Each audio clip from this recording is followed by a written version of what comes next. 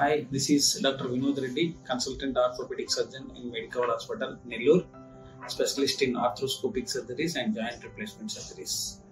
ఈరోజు నేను మీకు ఆర్థ్రోస్కోపిక్ సర్జరీస్ గురించి డీటెయిల్గా ఎక్స్ప్లెయిన్ చేయబోతున్నాను.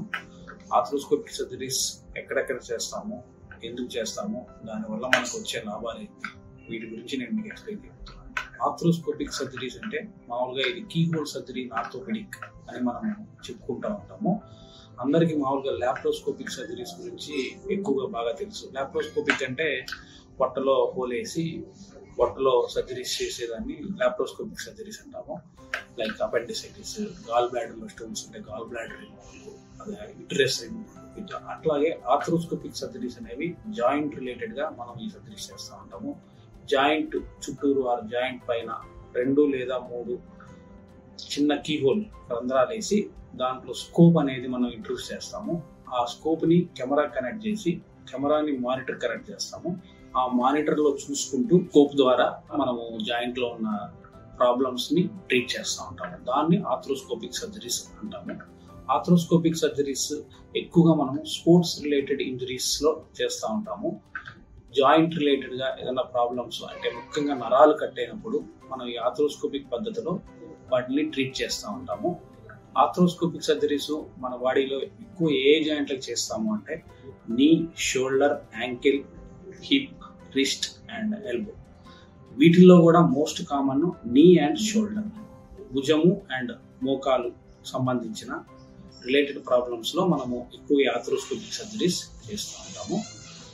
దీనివల్ల మనకు వచ్చే లాభాలు ఏంటి అంటే ఎక్కువగా ఓపెన్ సర్జరీస్ లో మనం ఎక్కువ కోస్తూ ఉంటాం. మినిమం ఒక 10 సెంటీమీటర్స్ అట్లా కోస్తూ ఉంటాము. అదే ఆర్థ్రోస్కోపిక్ లో అయితే జస్ట్ 1 సెంటీమీటర్ ఇన్సిజన్స్ ఒక 2-3 ఉంటాయి అంతే.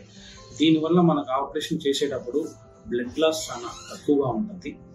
అట్లాగే ఆపరేషన్ చేసే time, duration of the surgery కూడా చాలా తక్కువగా ఉంటుంది. ఇప్పుడు మనం ఓపెన్ పద్ధతిలో సర్జరీ చేయాలి అంటే స్కిన్ కట్ చేసిన తర్వాత జాయింట్ దాకా వెళ్ళాలి అంటే మజిల్స్ కట్ చేయాలా, మజిల్స్ సపరేషన్ చేయాలా, దానిపైన జాయింట్ పైన ఉన్న క్యాప్సూల్ ని కట్ చేయాల్సి వస్తుంది. అదే ఆర్థ్రోస్కోపిక్ పద్ధతిలో అయితే మనము జస్ట్ హోల్ వేసి దాంట్లో స్కోప్ పంపించి మానిటర్ లో చూస్తా సర్జరీస్ చేస్తాము. సో దీనివల్ల ఏమవుతుందంటే పోస్ట్ ఆపరేటివ్ పెయిన్, నొప్పి కూడా చాలా తక్కువగా ఉంటుంది. అండ్ హాస్పిటల్ స్టే కూడా 1 or 2 days. Nowadays day care surgeries లాగా అంటే పొద్దున వచ్చేసి సర్జరీ చేసుకొని సాయంకాలం వెళ్ళిపోయేదానికి కూడా ఛాన్సెస్ ఎక్కువగా ఉంటుంది. అదే ఓపెన్ చేసే సర్జరీస్ కి, సేమ్ సర్జరీస్ కి ఒక 4 to 5 days హాస్పిటల్ స్టే ఉంటుంది. తర్వాత సర్జరీ చేసిన తర్వాత కూడా మనకు పెయిన్ అనేది, నొప్పి ఎక్కువగా ఉండదు. ప్లస్ సర్జరీ చేసిన తర్వాత జాయింట్ స్టిఫ్నెస్ అనేది వీటిలో చాలా తక్కువగా ఉంటుంది. అదే ఓపెన్ సర్జరీస్ లో అయితే ఎక్కువగా ఉంటుంది. అండ్ పోస్ట్ ఆపరేటివ్ ఫిజియోథెరపీ కూడా ఎక్కువ రోజులు మనకు కీహోల్ సర్జరీస్, ఈ ఆర్థ్రోస్కోపిక్ సర్జరీ చేసినప్పుడు ఎక్కువ రోజులు అవసరం ఉండదు. అదే ఓపెన్ గా చేసినప్పుడు ఎక్కువ రోజులు అవసరం ఉంటుంది. సో ఆర్థ్రోస్కోపిక్ సర్జరీస్ డెఫినెట్ గా ఓపెన్ సర్జరీస్ కంటే చాలా లాభాలు ఉంటాయి. అండ్ ఆర్థ్రోస్కోపిక్ సర్జరీస్ అట్లని చెప్పేసి అన్నిటికీ చేయలేము. లైక్ జాయింట్ రీప్లేస్మెంట్ అనేది ఖచ్చితంగా ఓపెన్ సర్జరీస్ లో చేయాల్సిందే, open type. So arthroscopic surgeries అనేది కొన్నిటికి మాత్రమే మనం చేయగలుగుతాము.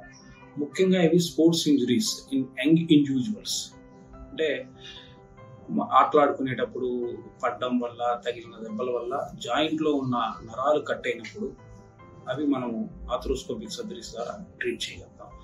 మనకు మెయిన్ మనం ఆర్థ్రోస్కోపిక్ చేసే జాయింట్లు ఉన్నాయి. అందులో 90% మనం మోకాలకి, భుజం తగిలినప్పుడు మాత్రం ఇవి ఎక్కువగా ఉపయోగిస్తూ ఉంటాము.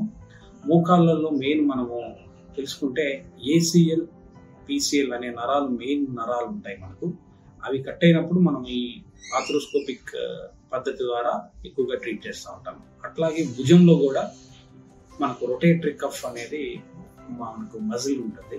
ఆ మజిల్ కొంచెం కట్ అయినప్పుడు ఈ ఆర్థ్రోస్కోపిక్ పద్ధతిలో ట్రీట్ చేస్తుంటాము. అట్లాగే షోల్డర్ డిస్లొకేషన్ అంటే జాయింట్ తొలగినప్పుడు మనకు జాయింట్ లోపల లేబ్రల్ అనే టిష్యూ ఉంటుంది, లేబ్రమ్ అనే టిష్యూ.